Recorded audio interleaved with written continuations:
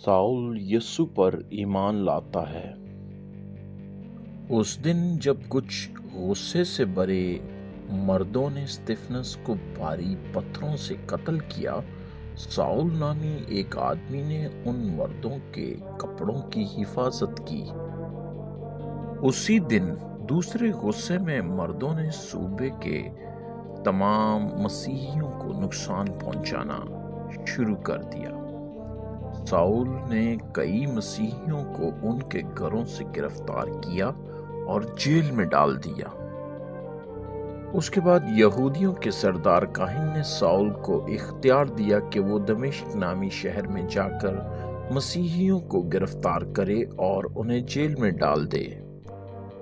जब साउल दमिश्क की तरफ जाने वाली सड़क पर सफर कर रहा था तो एक तेज रोशनी उस पर चमकी। साउल जमीन पर गिर पड़ा। एक आवाज ने उससे कहा, साउल, तुम मुझे क्यों सता रहे हो? साउल ने पूछा, ए खुदावंद, आप कौन हैं? आवाज ने जवाब दिया, मैं यीशु हूं। जब तुम मेरे लोगों को सताते हो तो तुम मुझे सताते हो। उठो और दमिश्क शहर में जाओ, वहां कोई आएगा और तुम्हें बताएगा कि तुम्हें क्या करना है। जो आदमी साउल के साथ सफर कर रहे थे उन्होंने आवाज तो सुनी, लेकिन वो ये ना देख सके कि साउल से कौन बात कर रहा था। जब साउल जमीन से उठा, कुछ देख नहीं सकता था। कुछ आदमी उसका हाथ पकड़कर उसे दमिश्क ले गए। 3 दिन तक वो कुछ देख ना सका और उसने कुछ ना खाया। दमिश्क के एक और हिस्से में एक मसीही रहता था जिसका नाम हननिया था। खुदावंद ने रोया में उससे बात की और फरमाया, हननिया। उसने जवाब दिया, ए खुदावंद, मैं हाजिर हूं। खुदावंद ने हननिया को बताया कि वो उस घर को कहां पाएगा जहां साउल ठहरा हुआ है। फिर फरमाया, जाओ और साउल नाम के एक आदमी से मिलो। उसने रोया में तुम्हें देखा है। जब तुम अपने हाथ उस पर रखोगे तो वो दोबारा देख सकेगा। हननिया ने जवाब दिया, लेकिन है खुदावंद, मैंने सुना है कि साउल दूसरे शहरों में मसीहियों को सता रहा है। अब वो यहाँ भी आया है और उसके पास इख्तियार भी है कि वो यहाँ रहने वाले हम मसीहियों को भी नुकसान पहुंचाए। खुदावंद ने फरमाया, जाओ, मैंने साउल को चुन लिया है कि वो मेरी पैरवी करे। उसे जाना होगा और दूसरे लोगों और बादशाहों तक मेरे बारे में बताना होगा जो दीगर कौमों में हैं। दूसरे लोग उसे सताएंगे, पीछा करेंगे, तकलीफ पहुंचाएंगे, उसे तकलीफ में डालेंगे क्योंकि वो मेरी फरमाबरदारी करता है।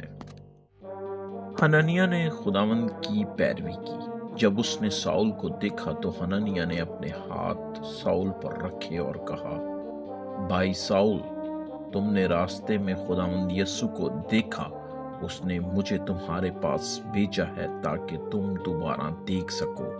खुदा का रूह कुदुस अब तुम पर आएगा, तुम्हारे अंदर रहने के लिए तुम्हारे साथ होगा। फौरन उसी वक्त साउल दोबारा देखने के काबिल हो गया। फिर हननिया ने साउल को बपतिस्मा दिया।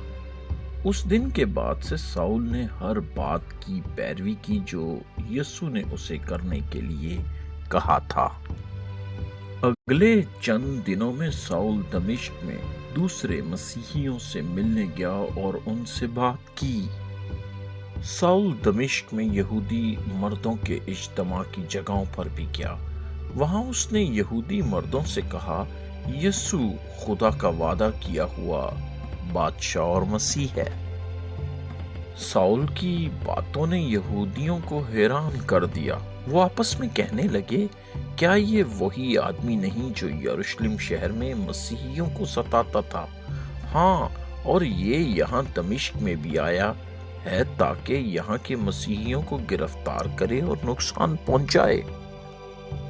کئی ہفتوں کے بعد ساؤل دوسروں کو یہ ثابت کرنے کے قابل ہو گیا کہ یسوع ہی مسیح ہے۔ یہودی اس کی تردید نہ کر سکے، یہ ثابت نہ کر سکے کہ وہ غلط ہے۔ کچھ ناراض یہودی رہنماؤں نے فیصلہ کیا کہ وہ ساؤل کو قتل کر دیں گے۔ چنانچہ انہوں نے آدمی بھیجے تاکہ ساؤل کو پکڑ سکیں۔ کسی نے آ کر ساؤل سے کہا، یہودی رہنماؤں نے فیصلہ کیا ہے کہ وہ تمہیں قتل کر دیں گے۔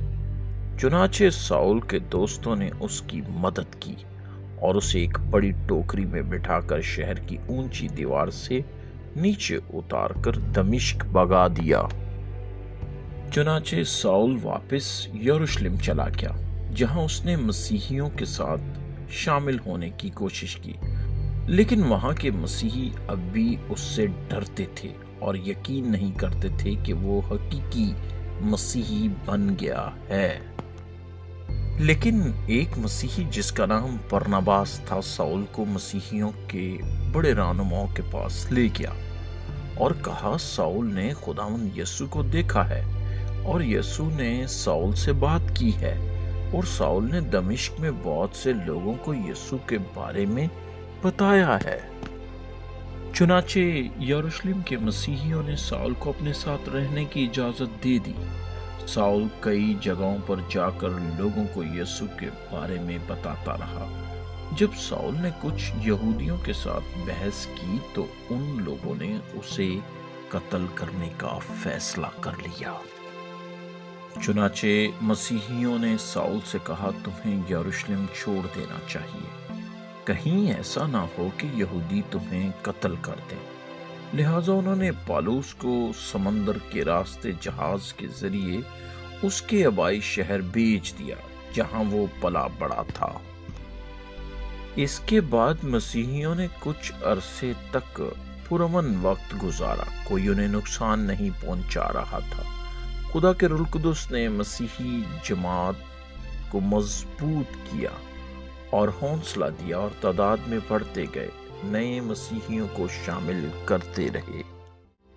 ساؤل یسوع پر ایمان لاتا ہے۔ جب انسان دل سے سچائی کی تلاش کرتا ہے تو خدا اس کی زندگی بدل دیتا ہے۔ یسوع پر ایمان اندھیرے کو روشنی میں بدل دیتا ہے۔